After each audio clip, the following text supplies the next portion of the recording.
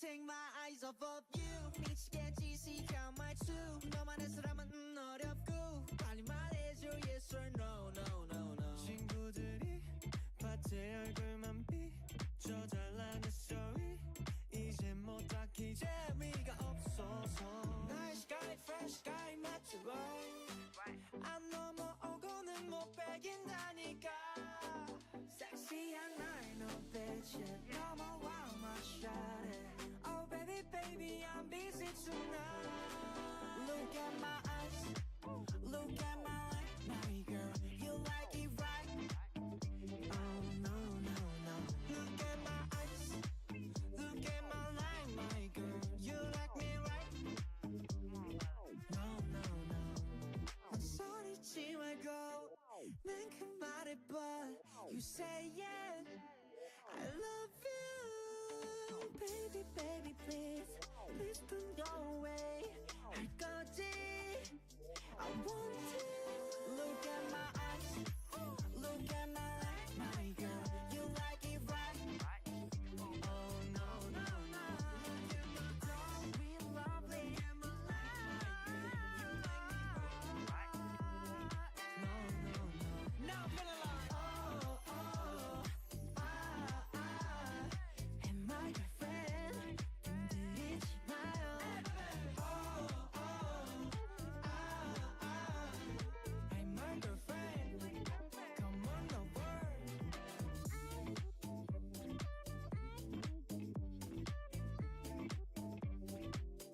You know that what I'm saying. Good night, baby.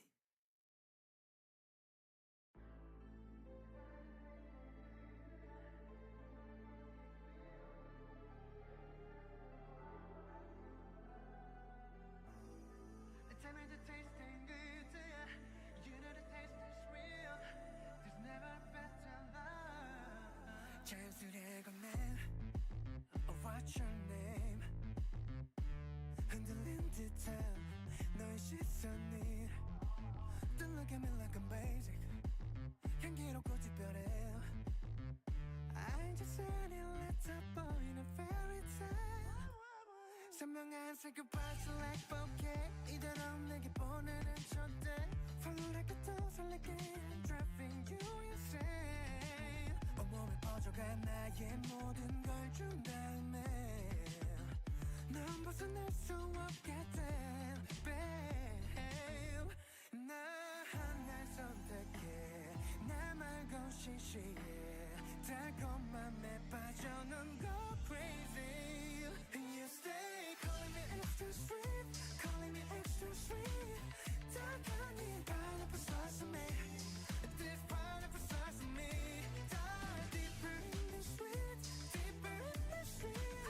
달콤한 pineapple slice of me.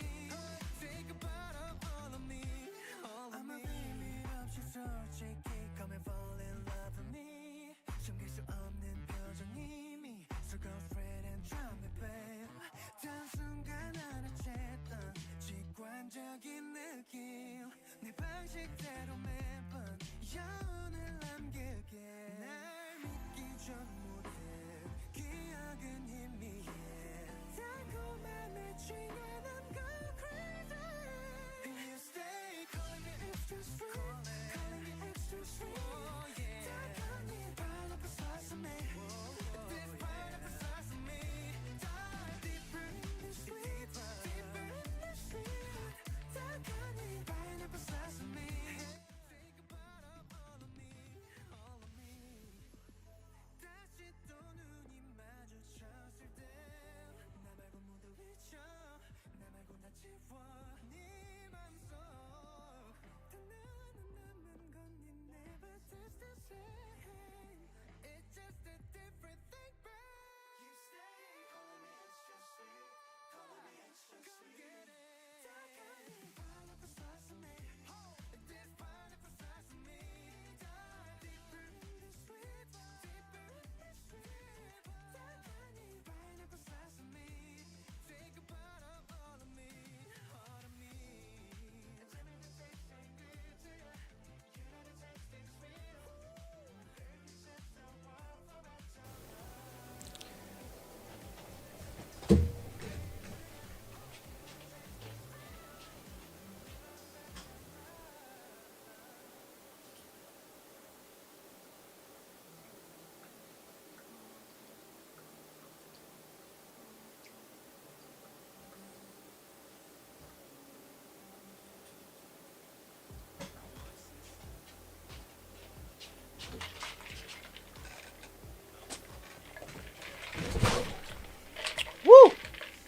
That's sweet.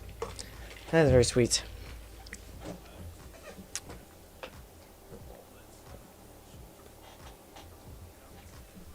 I didn't bait you, I promise. I promise I didn't bait you. And please let me know if this is too loud, because I don't want to be peeking. But, yo, what's good, gamers? What's good? My name is Dr. Ryan Terrell, your professional abstract addict, and welcome to Ryan Rambles. These are research-based tangents that are guided by curiosity and powered by the magic of ADHD, where questions are queried and thinkies are thought. Strap in, nerd out, let's go. Alright, so this is a new idea that I had for a research-based thing. Oh my god, these are so dirty. And so basically what I'm going to be doing is I thought of I might as well just show you. Boop. Alright, so I thought of like a question, right? Because I was talking with my good friend Casey, and we were thinking about what we're going to be talking about for our show Minded Munchies, which I still need to make a backdrop to because apparently it ran away. And so the thought was like, okay, you know, everyone is talking about balance and how balance is good. And I was thinking like, okay, is there like a balanced mindset too? Because, you know, balanced diet, balanced exercise, balanced sugar, everything is good in moderation. And I was thinking like, is there the same thing for a mindset? You know?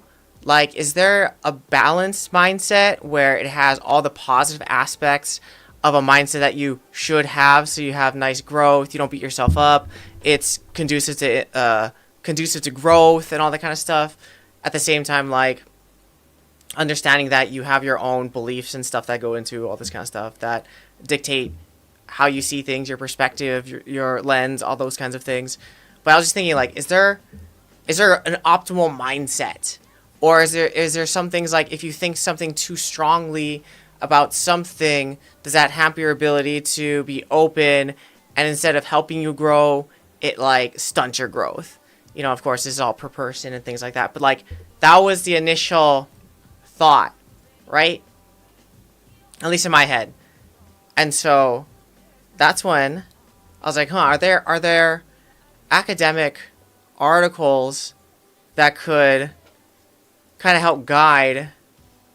I guess I'm moving it around on my screen, but I don't think it moves. I guess it's just gonna go here, and just to remind you that this is where it is. You can change that and fix that in post. So then I'm gonna look for an article somewhere on Google Scholar to just start the bouncing ball down the mountain, and then depending on where I go for this abstract and whatever I find it interesting, I'm just gonna stop, go to that part of the article, find information, and just follow the ball of what I wanted to research. But the idea is to kind of play around this question with a limit of a mindset. I don't know. Is there, again, the balanced mindset, an optimal, at the same time, a suboptimal mindset? Or are these just qualities of a bad mindset? I don't know. If you needed a basic background of, like, what is a mindset, we could talk about that. Is there such thing as mental balance? Or is it, like, everything's in balance, like your time's in balance, and your relationships are in balance? Or is it just like your perception being balanced, and like it's a more zen thing where you understand that some things are in your control and influence, but like not everything, and you just kind of like go with it, you know? Ooh, go man.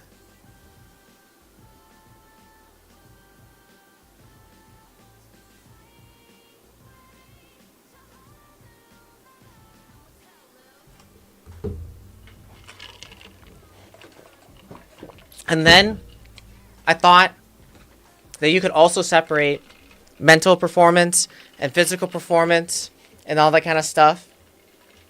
That would kind of bleed into the discussion of like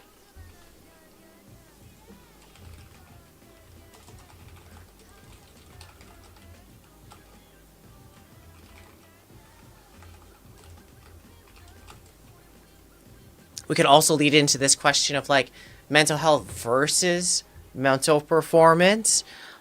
I don't know, but all those things, does it contribute to having a toxic mindset or like developing a toxic mindset? So those are all the questions I had or thoughts that I was going to kick this thing off. But as always, if there's other questions that might be more valuable for you or that you're interested or any of your thoughts and reactions to whatever I'm finding, or if you find it interesting, just type in the chat. I want to see what's up too. And yeah, just say hi if you're chilling. Or if you want to learn more about me and what I do, and if you want to work with me, please visit my website, psychsensei.com. There, you can find some more resources. You can find links to my YouTube, which I'm actually streaming on right now, too. My Twitch, which I'm also streaming on right now, too. My X, Facebook, TikTok, LinkedIn, all of it there on my website. And if you want to work with me, please fill out a free consultation form so you and I can figure out what your win condition is, next steps, and get you a little bit closer today. All right, friends. Well, check it out. Let's do some crazy nerdy research. Alright, I think I started... Where did it go? Alright. Alright. Finding the golden mean, the overuse, underuse, and optimal use of character strengths, bro. I thought that was pretty sick. I don't know how I got this article, but someone sent it to me. Maybe I was looking at it, but... Isn't that crazy? This is very, like, ooh... At the same time, I think if it's like character strengths, the junk thing is like, I guess character is part of your personality. And yeah, you can work on some things, but like, I think character, maybe if they're going by this definition, is kind of like inside of you. But let's see. Hey, maybe they define it and you can work on it, which is great. I'm just saying like, some parts of your personality are really hard to change per se. I mean, you can be aware of them and like, understand them and know your triggers and how you respond to things, but like to completely change your personality might be a little challenging, especially if you're over 30.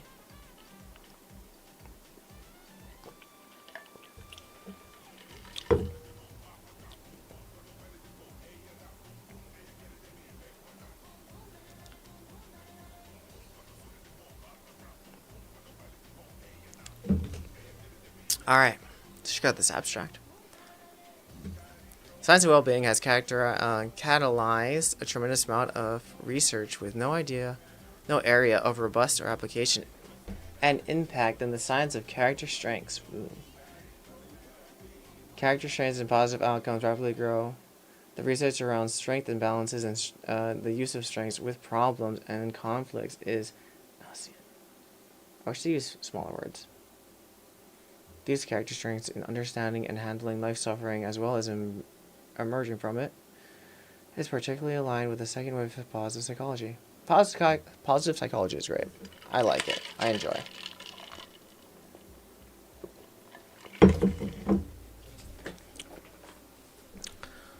Areas of particular promise include strengths overuse and strengths underuse. I like this already. I really like this theory. The overuse of strengths is companion of strengths optimal use. Okay.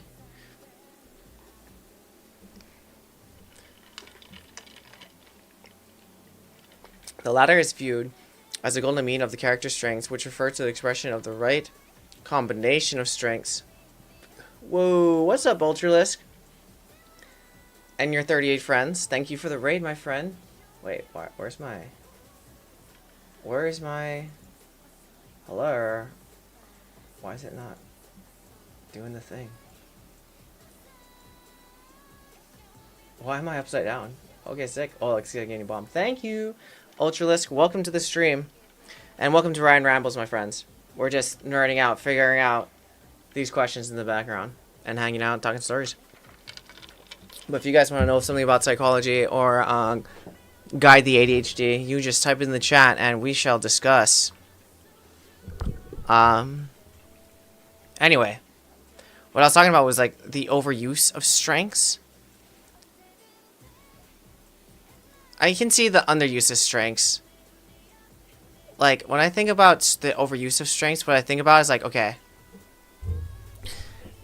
you know, if you go to the gym and like you go to the gym and there's like this super jacked, just like all like upper body, just like all pecs, all biceps, and they're just like stacked, right? And then they slowly scan them down, and they got these like teeny tiny like chicken legs, you know? That's what that is like the manifestation of strength overuse. You know what I mean? Where someone has really overdeveloped one part of themselves, their upper bodies or their like arms and stuff like that, to where they probably want to solve every problem with their arms. If you know what I mean? Like, oh, I'm having a bad day. Let's go like lift arms, bro. Or like, oh, you want to challenge me? Like, let's get challenged on arms, bro. You know? And that's fine and all. But as soon as like you need to use another part of your body, like your legs, like you just die and you cry. You know what I mean? And you like avoid it. But at the same time, that's like people too. Like, for example, like if you are very organized may not be the word. What's the word I want to use? Oh, I gotta think about this one. Like if you're very vocal and communicative on your team or in general, and you just over communicate things and you clutter comms, then you may be overusing your strengths versus letting other people talk, give them space so you can hear what they want to do in real time, and you guys can play together versus just like over comming and cluttering the comms and stuff like that. That's a use of over strengths. Or like say like you're really good at playing one play style, but your team would be very effective if it was able to play more play styles, but you don't want to learn it, and instead you just double down on what you're good at, and then like don't do the other stuff. But you since you're really good at it, you feel like it's gonna be fine. That kind of stuff. Those are like overuse of strengths. From my POV. Liar is viewed as the golden mean. Okay, yeah. This paper discusses the constructs, maps out each one of 24 universal character strengths. Oh, there has to be 100%. Where is this character strength coming from? And deliberates on reasons for overuse and underuse. Ooh, interesting. Practical strategies for counselors to support clients in the pursuit of optimal strength use and the management of overuse and underuse are outlined. These include thoughts on otherwise interventions, the tempering effect, the towing effect, direct questioning, and mindful. Dude, honestly, mindfulness is super OP. Like all the research I found on mindfulness, like you should do it. And if you're like, I got ADHD, man, it's hard for me to like sit down and focus, or like I lose count, I get distracted. I mean, like, dude, that's the entire practice. That's like saying like, oh, dribbling basketball is hard. Every time I kick it, it's like, yeah, that's like dribbling basketball. It gets away from you. So like, that's fine. That's part of the game. And even part of that is like breaking it down where it's like, mindfulness, the practice of mindfulness could mean a lot of different things for a lot of people. For example, like one person could be like, oh, I'm going to have practice. Well, mindfulness is kind of like a discipline practice where I made a commitment that I'm going to sit down for 5 minutes or 2 minutes or whatever and just like be with myself and my thoughts and just breathe it out. And just like you making yourself do it even though you don't want to do it could be your practice of mindfulness, which is discipline. Or you could be the person using it as like, hey, you know what? I want to practice focusing my mind by really trying to follow the count and hold my breath and breathe out and hold my breath and breathe in and, you know, like doing that whole thing. And that entire practice is basically like you refocusing your mind and doing the gentle nudges and the letting go and stuff like that could be your practice. You know, like, so it really depends on what you want to use the mindfulness for and the baby steps you need to accomplish before you get to doing the thing. I mean, you do that all the time in like climbing. Say, for example, like, oh, I'm gold or I'm like silver. And like, I really want to get to gold. So I need to learn certain things to get me out of silver into gold. And that will keep me at that level. But at the same time, if I want to stay or get out of gold, I need to learn maybe a different set of skills or maybe a skills, but like twist it a little bit so I can improve on them or like change them up a little bit and then learn that skill and then go to platinum or whatever. So like each level has its own little thing that you need to learn so you can get up to the next like thing. And I think mindfulness is a great way to get there. Because I think this is actually provides you like a context of here is a practice where you're actually training your mind to focus in a non-stressful environment. Excuse me. Because that's like trying to, for example, learn in scrims, or you're trying to learn on stage. Like, yeah, you can learn small things like what your opponent's going to do, how they're going to respond in real time with the pressure. But, like, you're not learning how to work that team comp or how to calm things. Like, you're not learning that stuff. You're just, like, executing more than anything, you know? Alright. Ooh, a poem. Why not? Why not start with a poem? I like that. You know what? Let's start all academic papers with a poem. A haiku. I gotta say, I love haikus. I feel like haikus are an ancient art form. Very well done. A lot of meaning in a lot of very little words. Alright. This is not a haiku, but just saying. The middle way, the golden mean, the doctrine of the mean, the Goldilocks principle. Oh, that's not a poem. I lied. I thought it was a poem. These are just statements. Oh, embarrassing.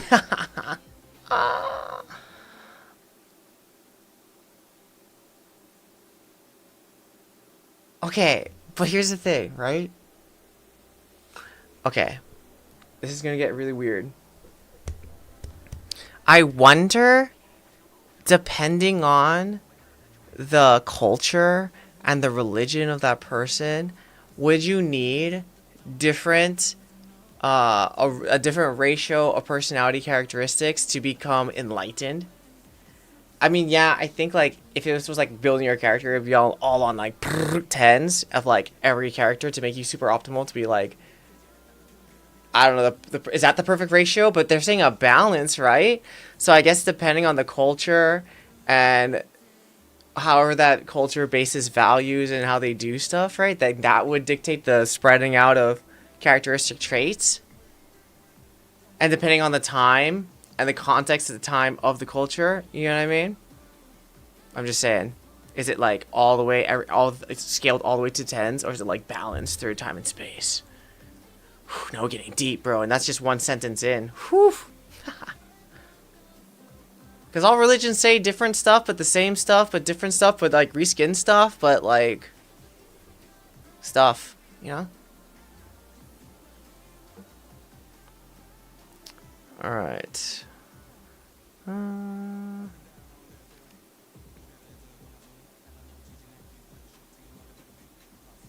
Okay, so where did I put this article?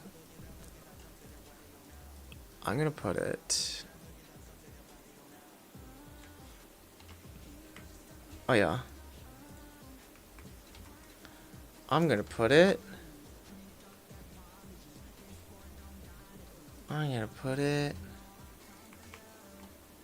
No! I screwed it up.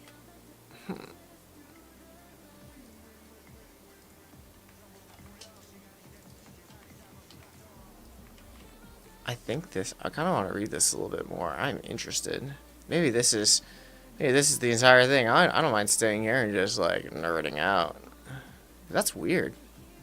I mean, just more questions, right? We're just talking. I should probably grab their author, shouldn't I? Those guys seem important.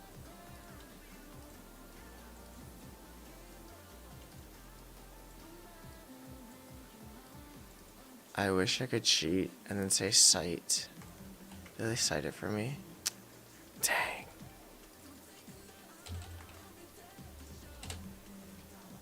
That's not the dude's name.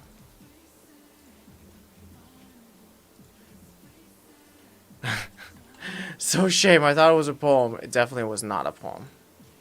It was just very strong statements. Alright, that goes there. Okay, and thoughts will come after this. I promise. Oh, I guess the question was, is it a balance-based... Okay, is optimal a balance of person traits? Oh my gosh. As long as the computer can guess what I'm saying, I'm happy.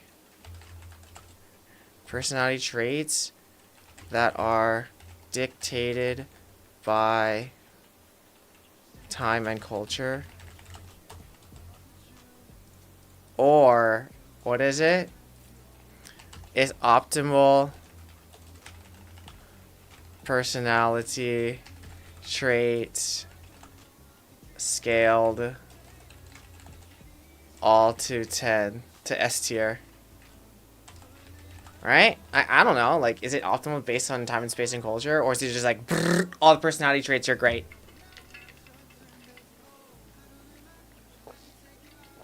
But then again, you would need the dark to define your light, you know? I don't know, bro. I'm just out here thinking thoughts. Okay, underuse. Okay, well, they probably defined it, right?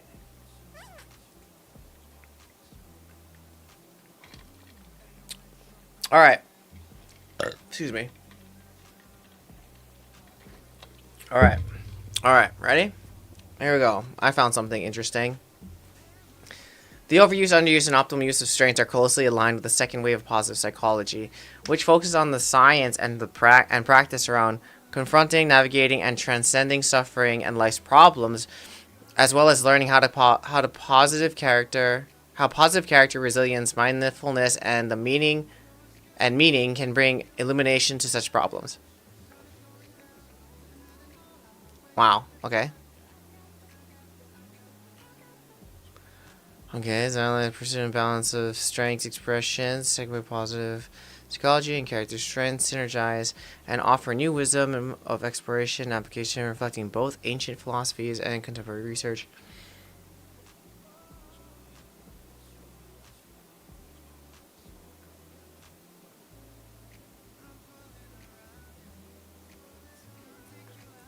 Variety of functions including priming, buffering, reappraising, mindfulness, appreciation, and resilience. Huh. That's what we're trying to achieve, people. That's what we're trying to achieve. Okay. Alright. Underuse of character traits. I'm interested. As character strengths are positive traits that bring benefits to ourselves and others. There's your operational definition. We do not bring forth a particular character strength in a situation. We are not bringing enough of ourselves, essential parts of our personality, to the situation. You need to do more. More energy. More passion. More energy. More passion.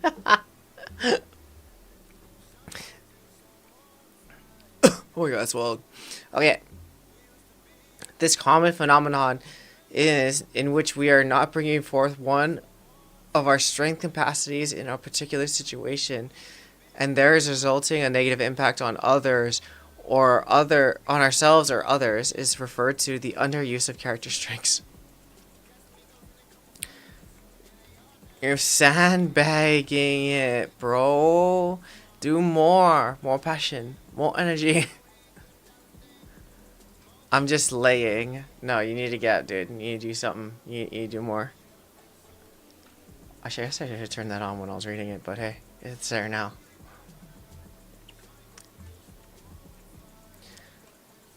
The well-being benefits of enhancing character strength use, as shown in multiple intervention studies, are clear. All these studies. In addition, there are numerous studies showing distinct benefits across life domains such as work, productivity, improving coping, and less stress at work.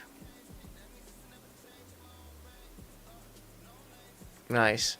Improve relationships and positive physical health outcomes.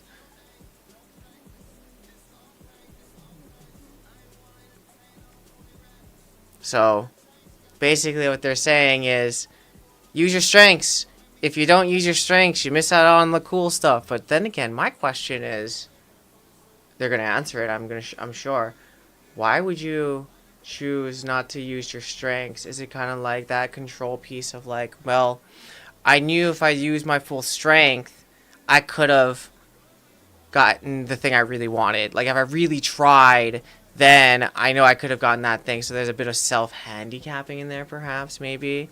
I don't know. Fear. I mean, maybe self-handicapping. And then the other way is like, maybe it's fear, where it's like, man, I'm so afraid of like success that I'm gonna like not make myself succeed, and then it's like a negative self-fulfilling prophecy. Or maybe you're afraid of failing, and so you purposely fail, so you have control in your failure. I guess that's self-handicapping. But what does the study say? A person can underuse any of the 24 character strengths, not only the strengths lowest in their strength profile. Okay. Example of underuse of character strength include the person who does not bring forth much bravery to stand up for someone being teased, not enough perseverance and quickly gives up on a work project, no forgiveness.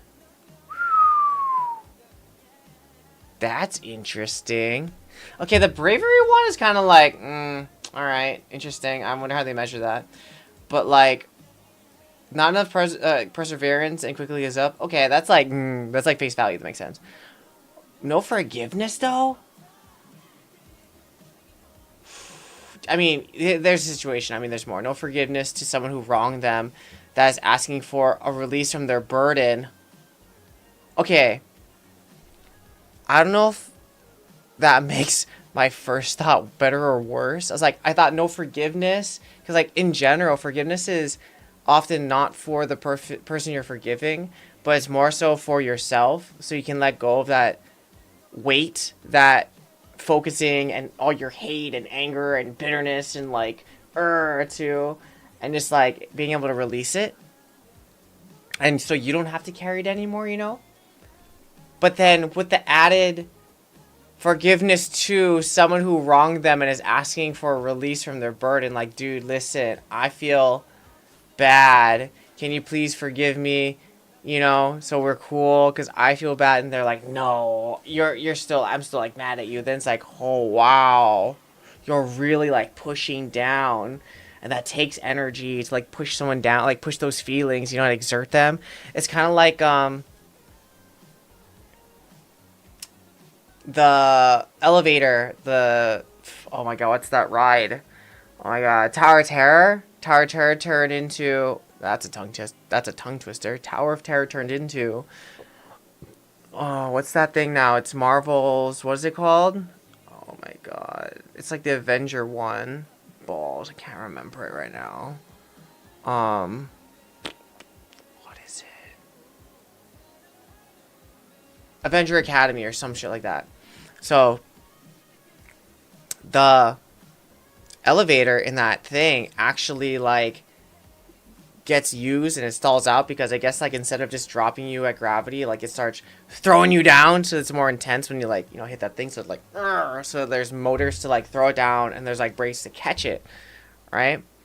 So, even though, for example, it doesn't take any energy to, like, or you may think it doesn't take any energy to, like, focus your energy, when you're actually, like, forcing it down, and like the elevator, like it goes down on gravity, but if you want to make it go faster, you have to put energy into it. That's kind of like what even holding someone's like plea to forgive me is kind of like. You're putting energy into that, and that must be tiring.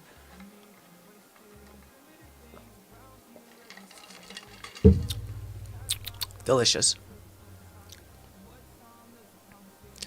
Or only minimally curiosity in not asking many questions to support someone who is struggling.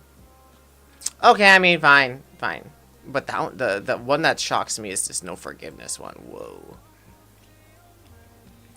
The reason for such underuse are myriad and based on individual personality and contextual factors. I don't know why they happen, but they happen for individual reasons and the context that those individuals are in. Fair. One person might not have the skill to bring forth a given strength to match it well for the situation at hand. Fair. Okay, so they're not equipped to do the thing. Another person might not have the mindful awareness that they should or could act. Okay, awareness. We don't have awareness. So, okay. No skill. No awareness. Yo, what's good, my dude? What's good, Berg? Not a long time no see, my baby. My friend. What's good? We are following the bouncing ball. What is it? And seeing where these thoughts go. And if you want to, like, follow along or get me distracted, let's go. Wait, where was I? See? Just like that. Good job, bro. Now I gotta find myself. Wow, that's deep. That is deep. That is exactly what this with Ryan Rambles is for, man. Finding ourselves. Okay, here it is. Okay, here. Okay. But it goes away. Okay, so we got no awareness. What was the first one? No skill, no awareness. Okay, oh dang, I got that one. Okay, and then it was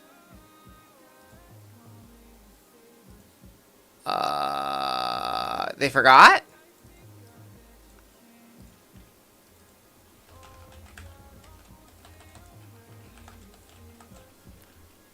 I guess so. I mean, fair. I saw it, but I didn't have the go button to do the thing because I forgot I was supposed to do the thing. Fine, fair. Or that they're afraid that they'll be judged and not accepted if they use their strengths. Fear? Fear, yeah, they are afraid. Okay, that's fair. Afraid, question mark. I can see that. I can see that.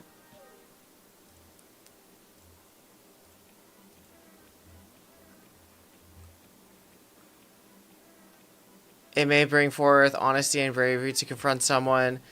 They will be met with anger. That's fair. I'm studying user experience right now, so I'm reading a lot of articles like you are. Nice, dude. I hope they're as fun. And if not, hey, just lie to yourself and just make it fun. That's what I did. And then you end up liking them. And then you're like, oh my god, that's weird. That's weird. And you start reading more and more and you get lost in it.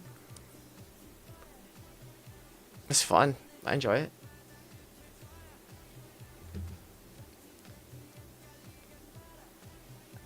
It's fun to go into what makes people have a good experience with products. You know what's a really interesting one that I like made a tweet about the other day? Was like another thing that like maybe not fun, but another thing that like people need to make a experience meaningful to them is it needs to cost something.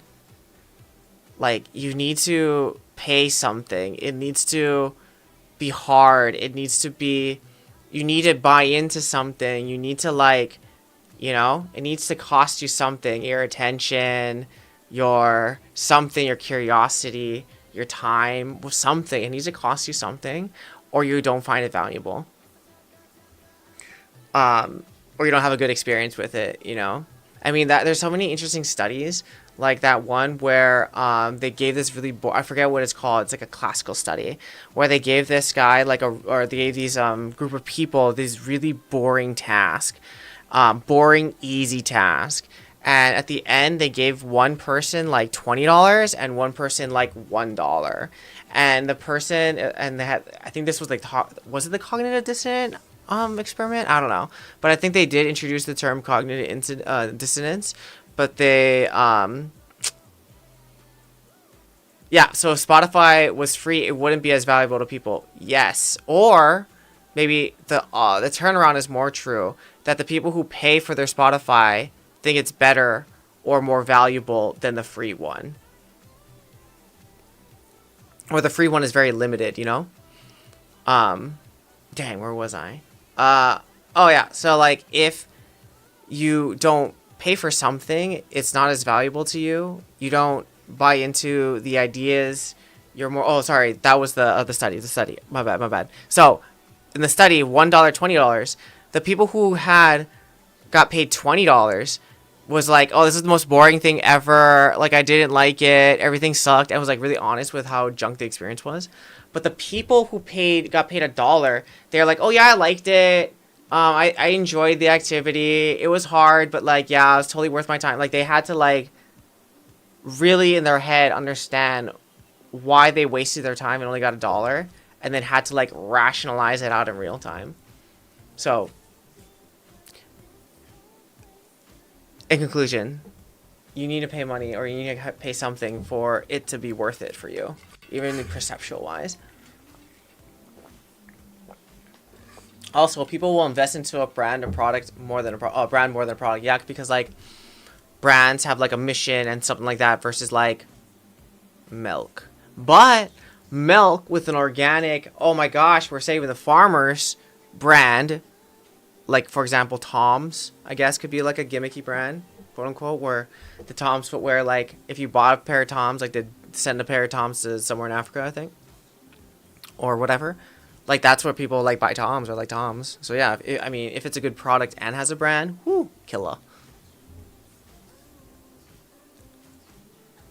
In many cases, individuals, it's like when a pro uses a skin, it inflates the value. Dude, you know what's also really crazy that I didn't understand?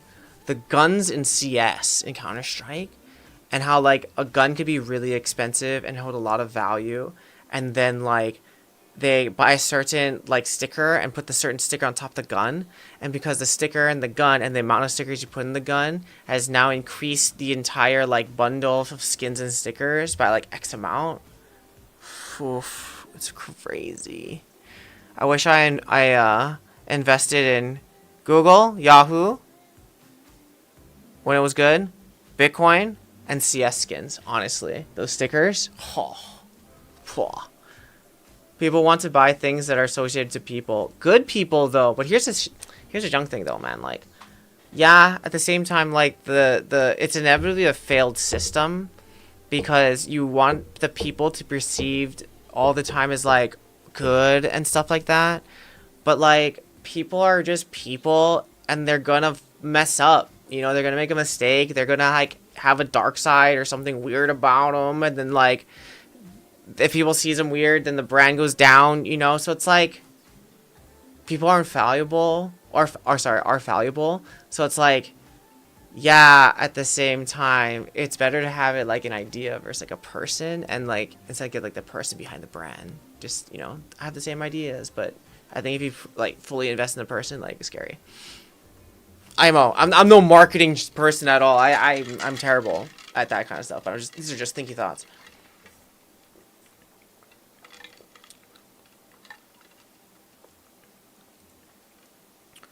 Okay. In many cases, individuals experience strength erosion, where the character's strength has faded over time from a lack of intention or use, which may be related to situational factors. So, oh, that's interesting. You had it, and then you didn't. Interesting. Strength erosion. I used to have that. Then I no longer have to do that anymore. So I can't do it anymore. I mean, that's you don't use it, you lose it kind of thing, yeah?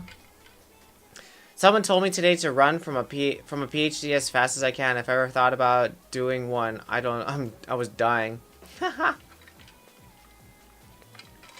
It's not for everybody, but hey, why run? It's free, bro. It's awesome. Just finish your research. It's free.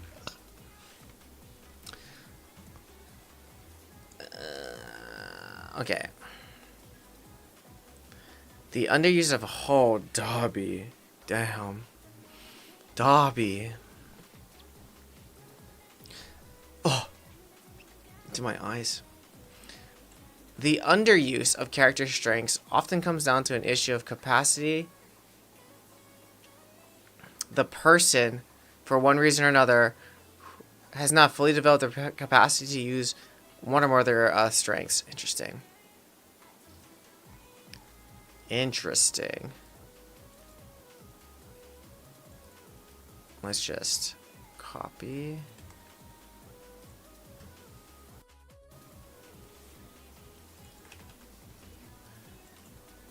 Interessante. Is it ever hard to read those when you use really hard terms? Oh, bro. Really hard terms or vocabulary? Absolutely. That's why I always say, like, please use smaller words. Like, I get it, you're smart. I'm dumb. But why you gotta say it like that? And then I, like, go and use, I go search it on Google in a separate window. I'm like, oh my god, why'd you say that? Dude. And then you can, like, it's kind of almost like, it's kind of funny. Because sometimes when they sprinkle in those really big words that kind of you feel like, okay, I kind of have the context clues for this one. But you're not quite sure. But, like, you kind of feel, it's kind of like got that vibe of, like, someone that just learned really big words and just, like, threw it in there trying to, like, be chill and prove to you that they're smart. That's how it kind of feels. Low-key disrespectful, in my opinion. Low-key disrespectful. How dare you use your big words? I'm stupid. Don't make me open another window to Google it. Just give me the... You know what? Even better. What do you think, Berg? Berg, like, what do you think if they had those really big words? If they had in parentheses, like, kanji, like in Japanese, like they have pronunciation in, like, katakana, hiragana, or whatever. Like, what if they had the really big word in the parentheses was, like, sample size? Or, like, big. Small. Smaller than. That'd be so great. I would pay for that. I would pay for that. Like, have a really big term, like, mindset capacity. How big your thinky is. Parentheses, you know? Like, come on. That's another thing that grinds my gears, man.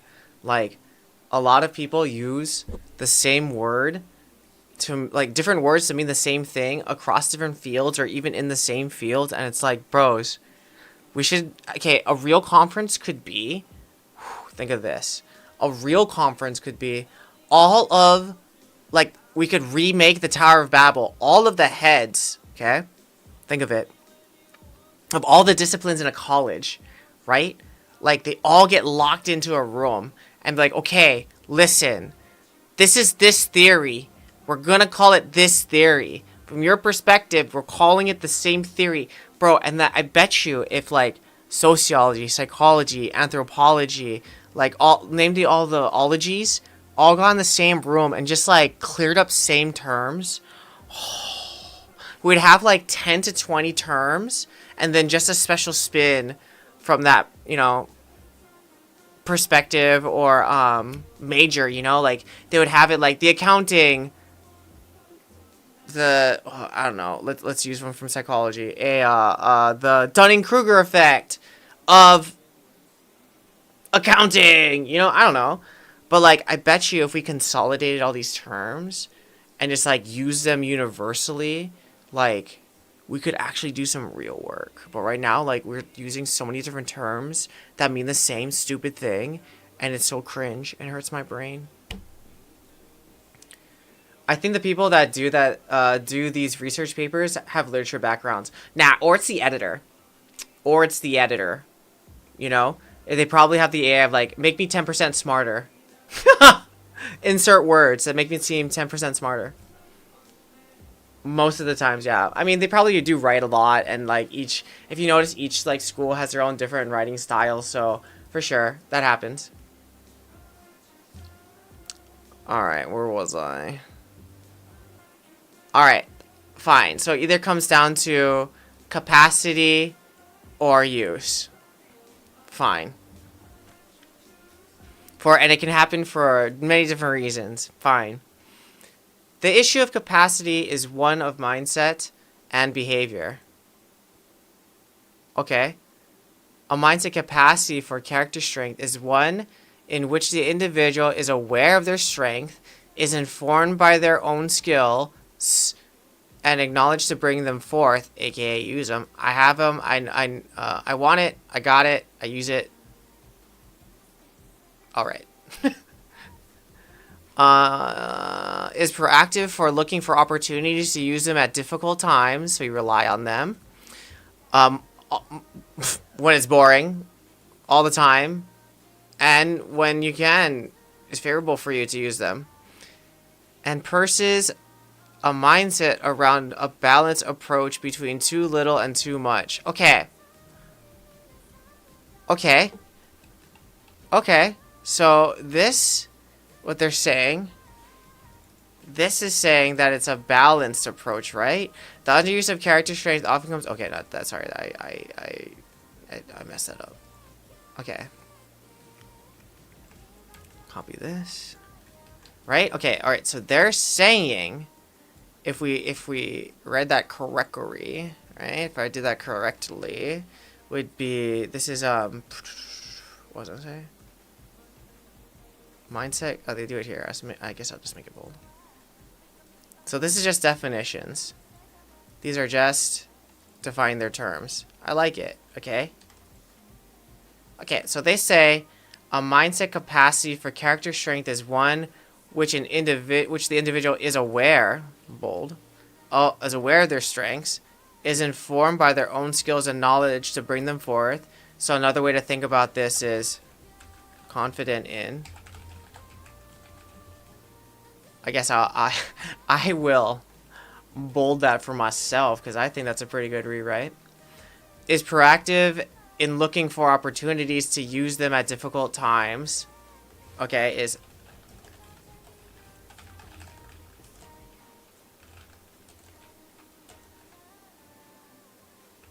actively wants to use them.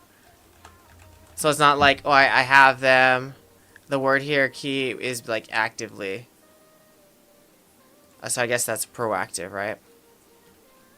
I'm just doing the translations for us plebs, you know?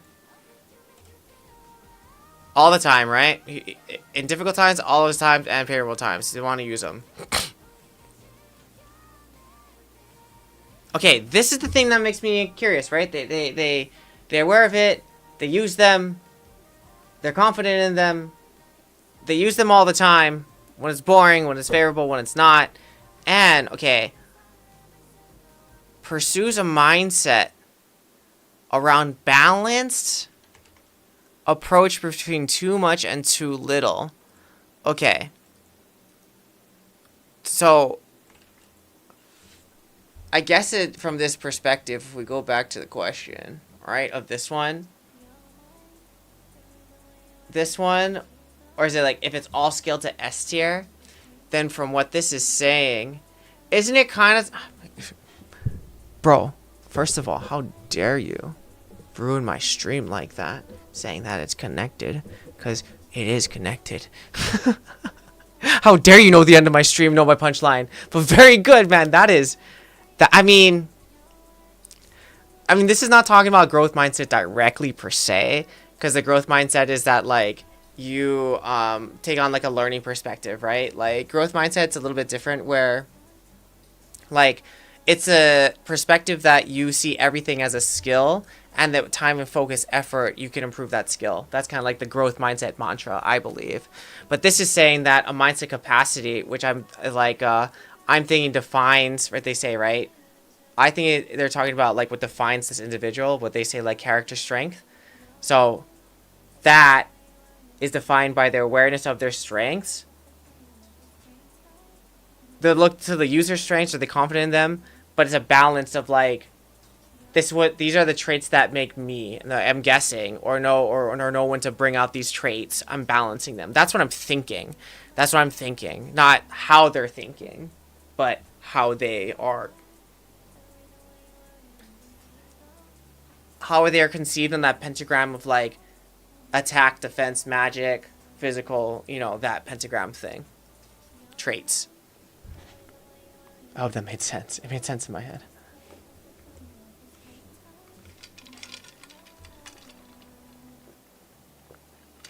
Okay. That's different than behavioral capacity. Oh, Dobby is dreaming. The behavioral capacity refers to the individual. It's saying that a person that is aware of their skills or potential skills and that is confident needs to be in control or to have a balanced approach in their ways example, a simple in CS that knows he's good but still has to dial down sometimes. Ooh, I can see that. I like that. I like that. But it's still like a balanced zone, right? It's not like they're always here, but they're able to dial down, up and down. those pieces of themselves or energy levels or whatever to kind of like be in the optimal zone.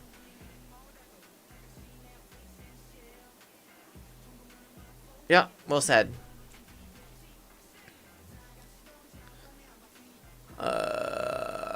Okay, the behavioral capacity refers to the individual readily taking action and using their character strengths in a range of settings with people and when alone. Okay, so it's gonna go here.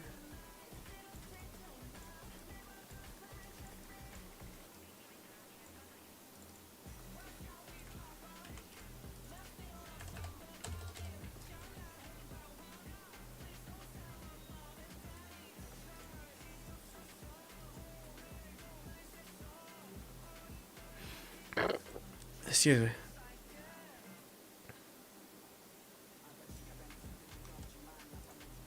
I guess this goes here too. Because if you're outside in 100% capacity, you will burn out fast. Yes, 100%. I don't think people like, I think physically people can understand rest and recovery. Like if you're an athlete, you can kind of understand it because you can literally feel your body break down if you push it too hard. But people in esports or have office jobs or mentally taxing jobs or whatever don't understand because they feel like they're doing nothing, but in their heads they're doing a lot.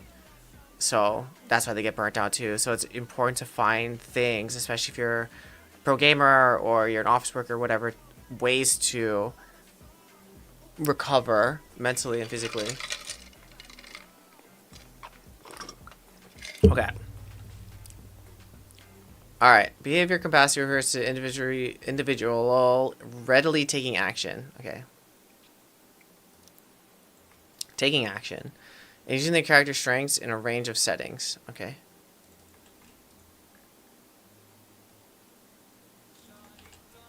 This means person is practicing using strengths in the past and their mindset of looking for ways to use character strengths at all times of opportunity and adversity is brought into actionable behaviors. Okay, so they're using them. Actively, it doubles down on this using and looking at and using. Shoot. Okay. These two capacities interrelate and the mutually enhance each other. Okay, fair. These two capacities interrelate and mutually enhance one another. As the individual builds a mindset capacity for strengths, the capacity for strength-based behaviors widens. And as the person puts strengths into behavior action, the mindset potential grows. I mean, that makes sense because, I mean, if you're thinking about it from that perspective, you're just saying that you're building confidence.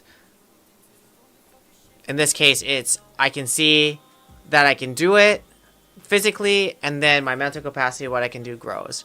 I can mentally see that I can do it, then I physically see that I can do it, and then and physically it grows. Like you need this two-way street of seeing that you can do it, seeing in your mind's eye where you want to go, and kind of like inchworming your way. Okay, this is under use of strengths, right? Okay, nice. Okay, now we're gonna go overuse of strengths. Okay, let's go. Let's see.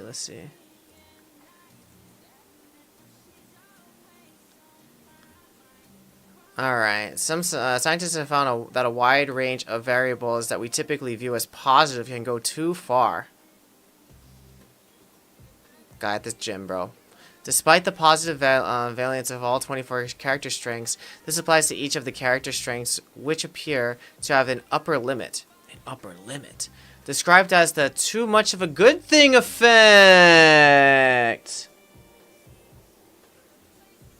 There's a too much of a good thing effect. I didn't know that was so official. So that's saying that day by day, when you get better and better, it grows. Which part? Yeah, well, theoretically, in that sense, yes. If you look for example, how you're improving and that you can improve, or you improve the way that you thought you were going to improve, then that probably widens what you can do and then increases the size of what you can think you can do, and then vice versa. if it grows, and so yeah, they affect each other because it's not just the what you can do, but if you can see yourself doing it, because that's part of confidence.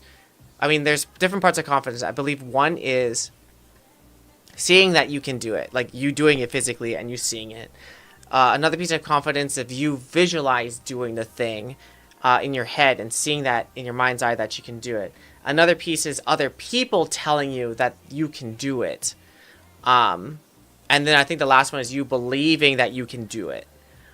So from that perspective, I mean, that's a more specific way of what they're saying, right? So just your behavior, you do the behavior, then your mind's eye grows, and you see the thing, and then your behavior grows. Like, that's a more fast way of how to say those things. So each of these categories, you can like increase your confidence in doing the thing, and then increasing what you think about the thing. So either do you believe that you can do it? People telling that you can do it. You seeing that you can do it. I don't know. There's one more. I'm forgetting the one. The other one backwards. Boom. But yeah, but TLDR, yeah, it should improve. Okay. Where's this too good of a good thing effect? So it's saying that it's easier to get when there's a measurable improvement. I mean, I think measurable improvement, yes, absolutely. I think measurable improvements for sure help. Or even if you another one that might be more effective psychologically, but I don't know, like physically is the I feel like I improved. That's good too, I'm guessing. Described as a too much of a good thing effect, empirical evidence shows that there's an upper limit to individual creativity, task performance, job performance, satisfaction, team innovation, and leadership effectiveness. Okay. I'm just gonna upper level.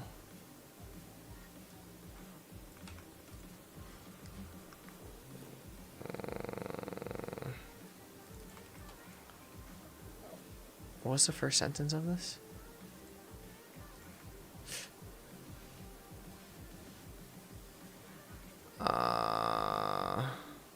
Despite the positive. Okay. In addition, this is applied to various goals, positive oriented goals such as healthy eating or eating healthy, getting organized, sharing a personal issue. In one study, researchers found that people who set and planned around one fictitious goal in their life did better than those who set and planned around 6 fictitious goals. Yeah, I mean, I think also that makes sense to me. Like if you set one virtuous goal versus 6, I mean, it comes down to that question, right? Here's an assessment question for you.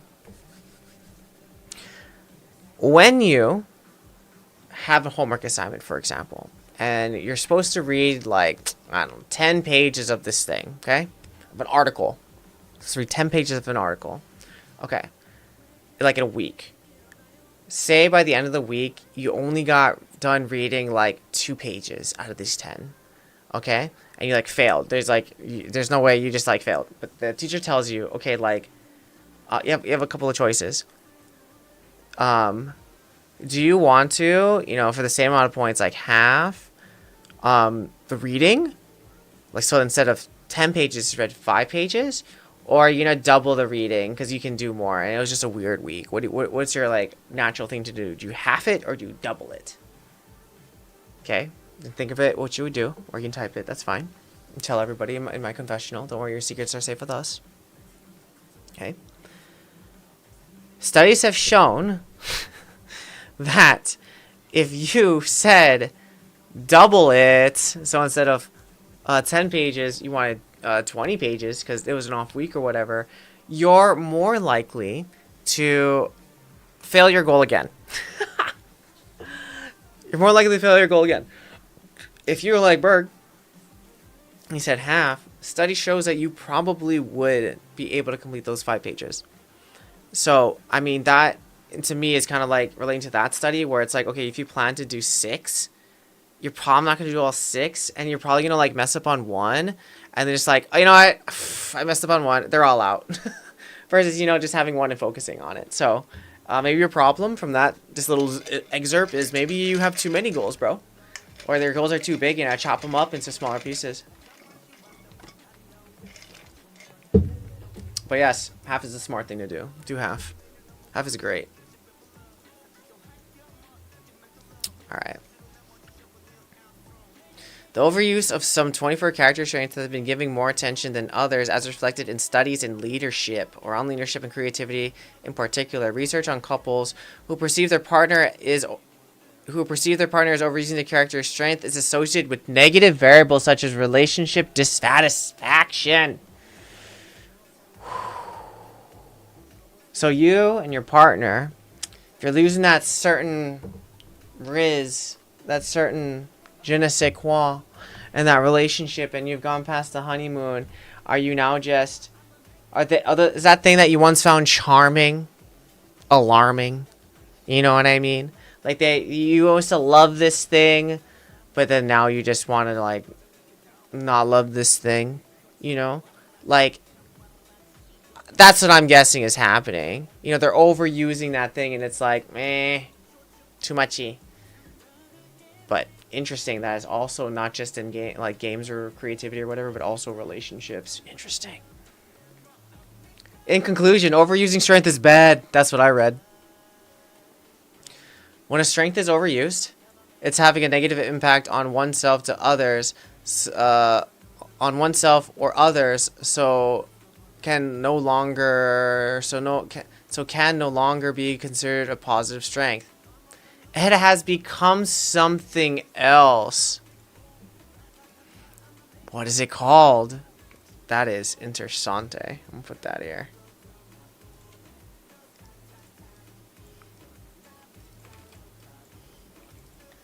Interesting. Interesting.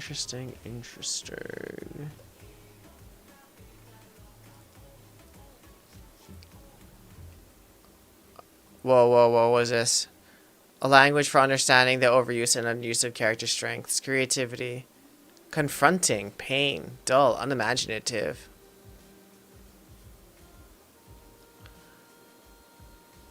I think these ones, here are some, that's a great question, Berg. What are some examples of some character strengths? Creativity, curiosity, judgment, critical thinking. I really want to see how they got these strengths. I wonder if it's like a strengths finder or whatever. Perspective, bravery, perseverance, honesty, zest, love, kindness, social intelligence, etc. But interesting. Here's the character strength, creativity, and then the underuse is like conforming. You're dull. You're unimaginative. You're just like pottery art or hotel art. But if you overuse it, you're eccentric, odd, everything is kind of scattered. I can see that. Interesting. Oh my god, I feel so attacked. Under curiosity, if you underuse it, you're bored, you're uninvested, you don't really care. Apathetic, there it is. You're self-involved, you're not here, you're with your own thoughts. But if you overuse it, you're nosy, you're intrusive, you just want all this information, you're self-serving. I'm just curious, I swear, bro. I don't mean to be all that other stuff, but if I am, my bad. I didn't mean it.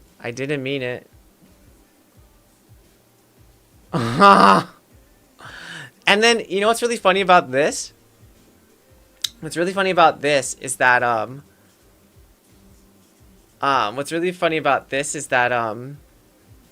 these are nice reframes for you. I'm not nosy. I'm just curious, man.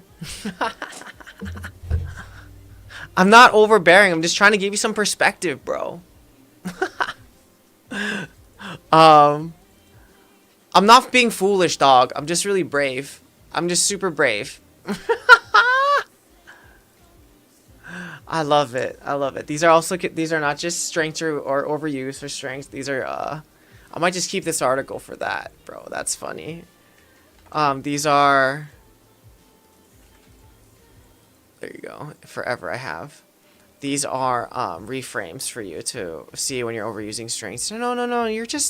You're not tilted. You're just passionate, bro.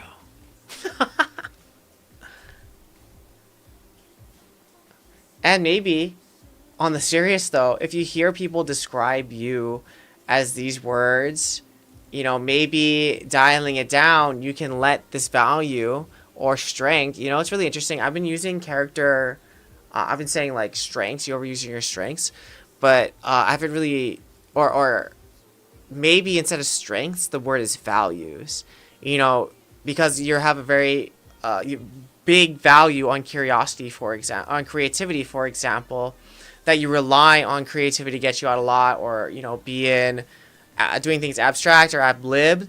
But now, like, the things you're doing, it seems kind of, you're doing too much. It seems really scattered, disconnected, maybe odd. So if you dialed, like, if you connected more things, dialed some back, let your creativity shine again, it'd be great. You know, but maybe if you're sandbagging your creativity, everything just looks the same. Like, all your ideas are just run of the mill, and it doesn't really seem like you're trying to put effort into it, you know? So if, you can also say, instead of character, you can say value strength, I think. But wouldn't a person that never gets tilted be as bad as someone that tilts all the time? By this, you know, that's a really interesting concept. And I'd say by this, I would say yes. Because what this is saying is that you need this balance between too much or too little. It's like this, even with performance, a lot of the articles say that performance is not like set like this all the time, but performance is more like this zone where as long as you are within this zone, you can hit optimal performance. So I think that you need to have this balance, because yeah, if you cannot, for example, if tilt we replace with control your emotions, if you are unable to control your emotions and they get the best of you, they distract you, like, that's really bad. But at the same time, if you have no emotions, then you don't factor in that you're playing with people with emotions that may not make purely logical decisions, and you may get punished for that too, because it's not optimal. But the game is never optimal because it's played by people, not computers. So you may not understand the game fully, then not do the thing, and then get upset at yourself. So yeah. Or maybe if you don't get tilted at all, you don't care or feel the same way that others feel for the game, or that passion is not really there. Because I do think care and passion and feelings all kind of wrap in together. If you don't have one, if one seems to be missing, the other one is probably missing too. So absolutely. But I like this. This is interesting. Just for the self, I'm labeled here too. Character strength slash. I think they had to use the like strength finders, I bet.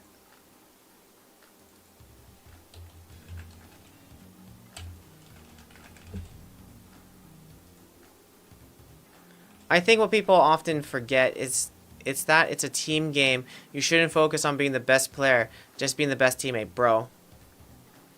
What people forget in general is that, like, unless you're playing a fighting game or like StarCraft, every esport is a team sport. And I think what people forget when making teams is, instead of thinking of how much players are, or if we pay them a lot, they should just like be good and our team should win, like super teams and stuff like that. Like, I would love to do like fantasy, like talk to all the players and do like fantasy team making. Like, oh, bro, these two guys would like click and like be cool and like go together, and their play styles fit with each other. And like these two guys go, or these three guys go together, or this person is moldable and they need this like leader. Like, I wish I could do that thing. See, you would think ego is bad, right? You would think that ego is bad. At the same time, like, you need a little bit of ego, because ego, like cousin or flavor of ego, is confidence, because you need to have a sense of ego, a sense of confidence of what you can and cannot do objectively, right? If confidence is, for example, extreme confidence or overuse of confidence, probably would look like ego, hubris, that type of pounding my chest kind of thing. That's what you're thinking about. But at the same time, a lack of ego is also super irritating. For example, what I mean by that is, like, do you have a friend that, like, whenever you ask him, like, oh, what do you want to eat? Whatever. Where do you want to go? I don't know. I'm just down for whatever, dude. You know, like, that's the kind of no ego. Like, dude, I just want to know. I want to make a decision that's not on me. What you want? I don't know, bro. I'm just down for whatever. It's cool, dude. Whatever you want to get. Oh my God, please, please tell me. I can do whatever you want, though, man. Like, how do you want me to support you? Like, what do you want? Like, oh my God, I want you to tell me what you want. I want what you want, man. Oh my God, get out of my car. You know, like that. Like, that's the converse if it's too weak. So I do think it's more like, I think ego in this context is also like what this article is saying, where you do need a balance of like, yeah, I have confidence in what I know, what I can do, and who I am, but it's not overconfident where now it's kind of fragile. Or if I get beat up or whatever, I can't walk it back because I said a lot of stuff, versus like I have nothing, you know? I think you need both for a great team to have an ego player. I mean, if that's a great point, but I mean, if you're playing on the meta of a team now, right? Now you're not just talking about balancing ego within yourself, but now you're saying like you could even balance ego in different players and how it plays out. That's true. It could work. I think that could work too, because now you're working on the meta layer instead of just the individual player layer for sure. That's interesting. I do too. I think everyone needs.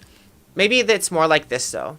I think each team, in my experience, needs like different flavors to come together, but at the same time, they all know their roles and responsibilities. And by knowing roles and responsibilities of each other, they know what to expect.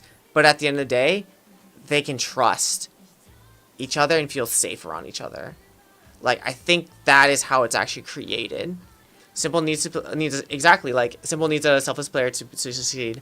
I think that, like, if you balance it and have these roles, and, like, if they all buy into each other, and knows, for example, Simple is like, hey, like, listen, I'm the star of this show.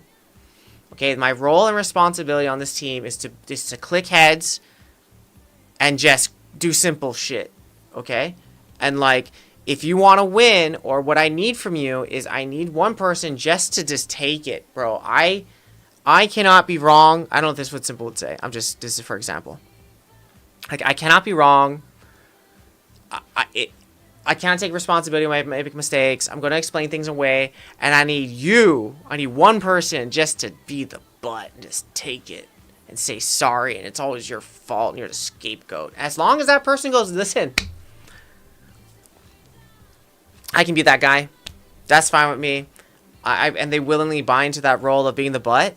Or just like how teams willingly submit to an IGL and they willingly say, okay, you're the IGL. You make the calls. You get the last word. We follow you. Like, I think if everyone understands openly the roles and responsibilities and the expectation of the role and all consensual, okay, now we can work as a team. But if somebody expects something and they're not getting that thing, and someone needs something else and they're not getting that thing, or someone's doing something to exacerbate a problem or make it worse, and we're not talking about it, and the roles weren't agreed upon, but like the coaches made the team thinking about these roles and responsibilities, but they were never discussed with every outside, that's going to be a problem, right? So I think there's layers to that, but the TLDR is we need to handshake and consensually agree upon how this team works, how it was built, the roles and responsibilities between us, and the expectations that I can hold you accountable for to build safety and security and trust on our team. And roster manias and the way that we're going about it right now is not an optimal way. That's my hot take. Hot takes. What is hard is when teams are making a roster, they rarely know the whole personality of the players. Absolutely. So kind of like playing roulette. Dude, I would love, if there's any team listening, I would love to be your, like, vibes check. Like, all right, let me help you build your team. I'll do the interview. I'll review their content. I'll call the references. And I will give you the rundown on this person. Like, and my general opinion, observations, predictions of how they're going to be. I would do that. I think I'd be a very good one, because to adjust vibes. Shouldn't it be better for teams to interview players? I'm sure every team has a process of how they do it and how they scout and how they find how they analyze their play to see how they're gonna fit into the team and analyze like how they're gonna be culture-wise. They do it in football all the time for that exact reason.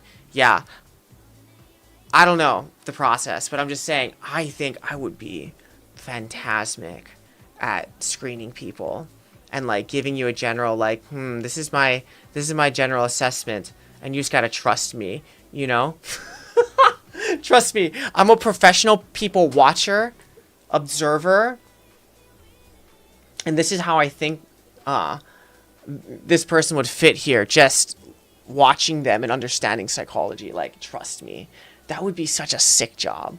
So if you want me to help you build a team, let me know. I would, or know of any people that want to build an efficient team, tell me. I would love to. That would be so funsies. Could you imagine? Alright, this is Ryan, Psych Sensei. And what does he do here? Listen, he does the vibes. Okay? He has defined this culture of this workplace. They have, you know, they really just make sure that they warn us about people and what's going to happen. He predicts the future when things go boom. And he does tell you I told you so sometimes, but he does, you know, work with everybody to make everyone feel safe and so they can learn and go win and stuff like that. You know, he does the interviews for the personnel. He does culture checks and dude. Oh. Sentinels need you?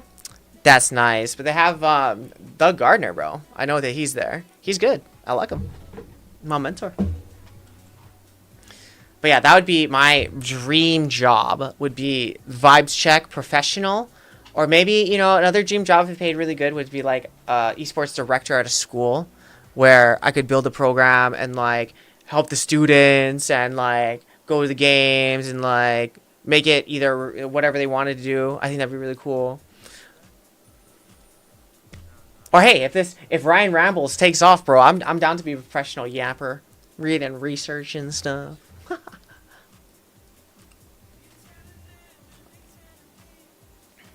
Okay, where were we?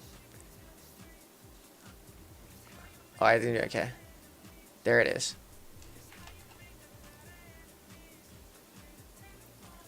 Here it goes. Okay, here's a full sentence. When a strength is overused, it is having a negative impact on oneself or others, so can no longer be considered a positive strength. I don't like that dash, but man. It has become something else, such as a negative habit or trait. Oh. I guess, yeah,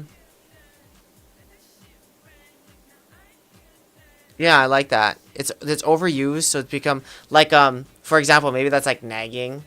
You thought maybe the overuse of, I don't know, value, being on time or whatever. Now you're like nagging.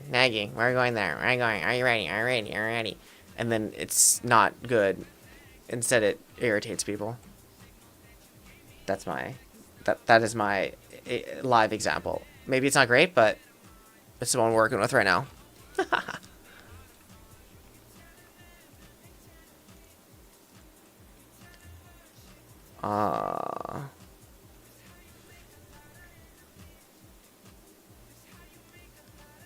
Alright, for example, the overuse of curiosity in asking a fearful client too many questions about a sensitive area is no longer the positive trait of called curiosity. Now you're interrogating them. It has entered into intrusiveness or big nosy. Often when a person is overusing their character's strength, they have brought this strength to the wrong situation. You brought a knife to a gunfight, even though you're a knife fighting master. But have lost the bigger picture. Lost the bigger picture reality of the situation, misinterpreting the people around them or the surrounding context. The person high in perspective may become stuck in the modus operandi, Latin, of their determined nature to finish the project, while each of their teammates conclude the project cannot be completed by the team. Just must simply give up and face the sunken cost. But the persevering person, no longer using the positive trait of persevering, no longer using the positive trait of perseverance and instead using stubbornness from a negative form keeps going despite a negative impact on their health and the team.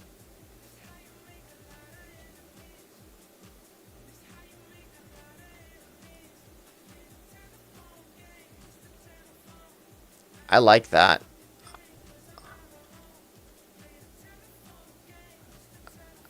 Copying that example. That's a good one. Okay, so I like that.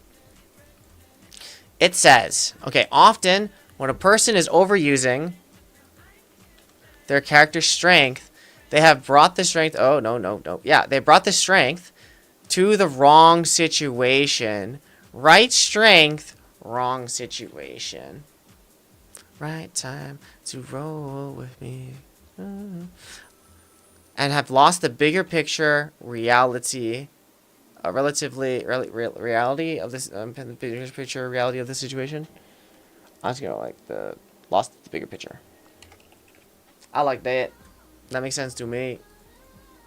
So basically, what this is saying is like another way to look at it is like you're using your strength across situations, even if it doesn't fit. But here.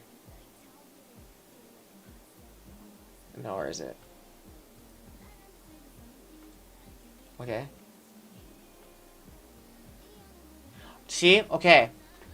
Notice how this one says wrong situation, right? This one says lost the wrong situation. Brought the strength to the wrong situation.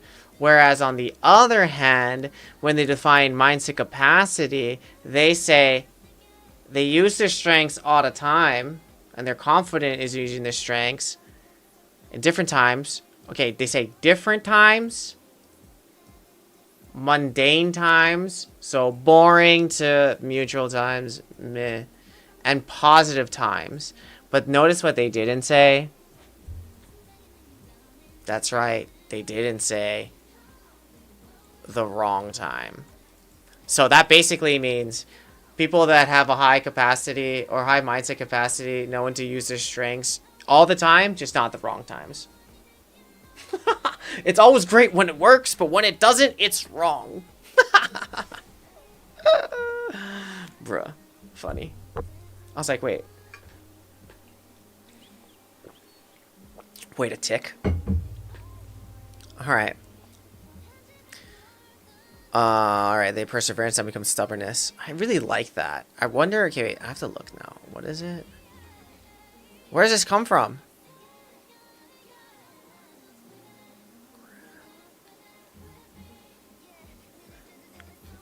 Dude, where's the procedure? Did they even say, like, procedure at all? They just, like, name drop this thing. What? Bro, where'd this come from? I gotta find where they got this data, baby.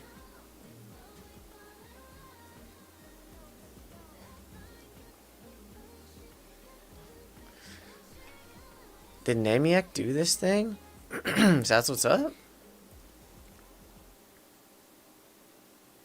2000 character strengths inventions. I bet you this is like $100 to take. I bet you. Okay. Fair. But I do so far the nugget from this one is the actual list of the character strength or value, and then what happens if it what you would call it if it's overused or underused. I like chef's kiss that.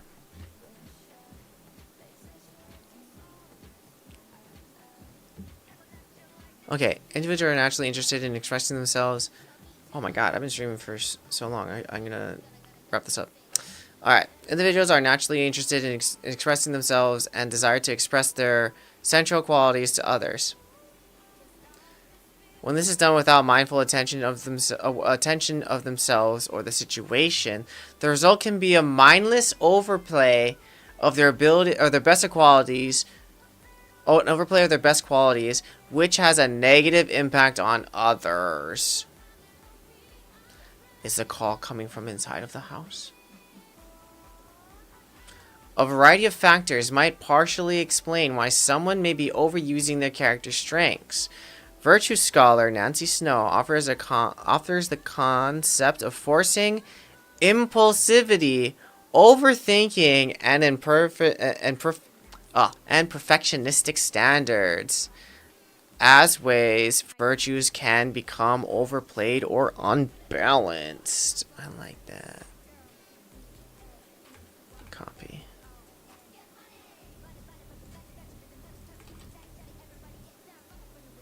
I like that. Forcing impulsivity, overthinking, and perfectionistic standards. I can see that. I mean, that makes sense to me. You know, like, if you're trying to force something, you're just trying to use your strength. That's what's normal to you. You can't help it, so you just get drawn back to your strengths. Maybe you're overthinking it, and you're like, oh my god, I know that I'm, loud, so I'm just being like, like, maybe that's what it is. Fair, though. These can be explained. These can be explained and applied to character strengths in the following ways. Forcing. Here's your definitions. I guess I shall copy and then have a giant paragraph. I'll split them up into smaller bubbles. Smaller bubbles.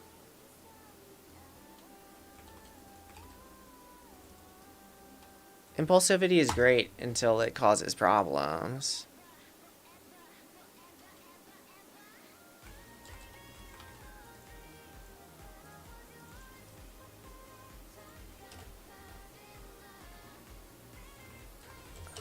I mean, there's strengths to all the things that you do that kind of jack you up. It's just, I like this perspective of you just overusing your strengths. I think it's funny that there's an actual study that talks about it, because and I can point to it when I see some clients, Alright, forcing.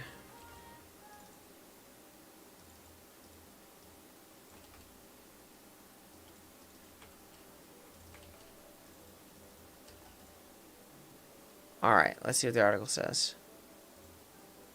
I can read here. Okay, forcing. An individual might pressure oneself to forgive someone else when it doesn't feel right, or forcing humor when it's socially inappropriate. Tryhards.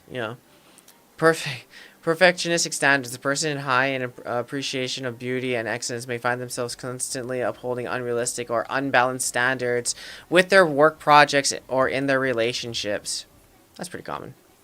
Impulsivity. Someone may impulsively use their zest without thinking of the impact on others. First in the morning, before others have had their coffee. Lulz. First thing in the morning when the others have not had their coffee. So, too soon. Overthinking. An individual might become riddled by indecisiveness by overthinking the magnitude of scenarios by means of their strength of judgment/critical thinking.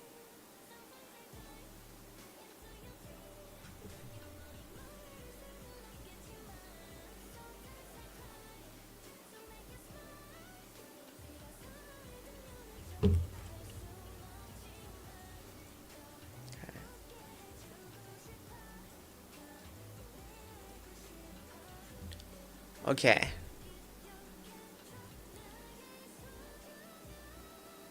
Okay.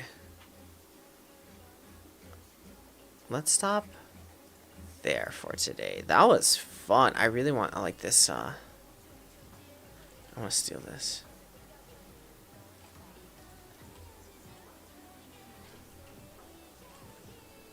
This was fun. I enjoyed this. This was great.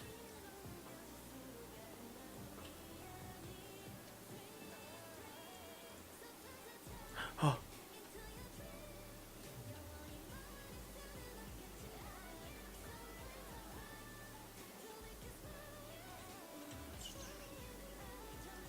Pictures.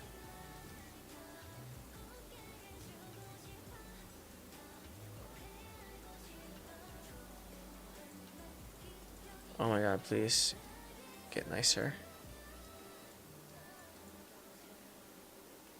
Get nicer. Yikes.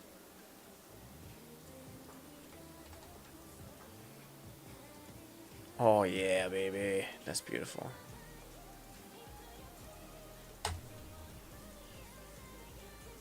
Oh no, it got ugly. What's this size thing? Giggity.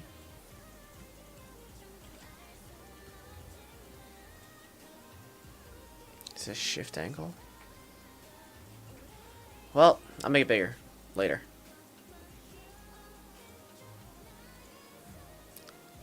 Alright, well, I guess that is where the train shall stop.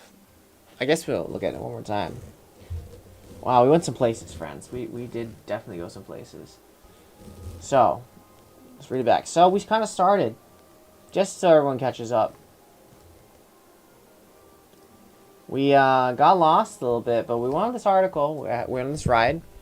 We're just thinking about, like, are there limits to a mindset? Or is there a balanced, like, layout of qualities for a mindset? Or are all those qualities slammed all to the S tier? Is that optimal mindset for you? And then with that, is there a suboptimal mindset? And, well, this article was really cool because it talked about the qualities of some characteristics, they call them, but I call them values, but characteristics of somebody, and the balance of these characteristics based on their time and culture or whatever, their context, and the most optimal mindset or use of their strengths or confidence or whatever in using their strengths is their own constellation of stuff and a balance of different strengths. And if you overuse the strength, then that was a bad thing. And it became, for example, your curiosity now becomes intrusion, or your creativity now becomes odd or eccentric. But if you don't have any creativity, they're saying that's just plain or run-of-the-mill, those kinds of things. Whereas if you have no curiosity, you're uninterested or bored or whatever. So it was what I liked about this article, or that I was kind of talking about, was it's not about slamming all those things to the right and having just strengths everywhere, but instead it's understanding your strengths, how you use them, maybe your weaknesses, and covering up for them or accounting for them, which I really think is really cool. And it seems to be that optimal mindset or confidence in yourself or confidence in what you can do, it happens in a spectrum. It's not you have it or you don't. It's like there is a range of confidence or goodness or like comfortability or whatever that you're using your strengths. That's good, not all the way or not. So, spectrum. Whew. Well, thank you for coming tonight. That was super fun. Thank you so much, Berg, for chatting it up with me and having fun with me. Thank you, Ultralisk, for the raid, baby. I hope you had fun too, and I hope you won your games. But I know it's probably like 5 o'clock in the morning for you, so you should be sleeping. And if you're Ultralisk's friend and in Germany, thanks for staying up and hanging out with me. Appreciate you. If you want to give me a follow, that's great. If you want to learn more about me, what I do, please give me some attention on my website and check it out. And there you can find more resources, links to my socials. You can find everything to my YouTube channel, my Twitch, all those kinds of things for more resources. And if you want to work with me one-on-one, please visit my website. And there you can fill out a free consultation form, and you and I can figure out your win condition and start working towards it today. But yeah, where's my outro? But I hope you had fun on this episode of Ryan Rambles, where I present you with research-based tangents that are guided by curiosity and powered by the magic of ADHD. Oof. Where questions are queried and thinkies are thought. All right, take it easy, be safe, stronger mental wins. I'll probably be trying to stream again around tomorrow, 7 p.m. PST. Maybe to do this again, maybe to do other stuff. We'll see, but definitely with articles or whatever. Thanks for hanging out. Love you. Be safe. Hug your loved ones. Mwah! Bye!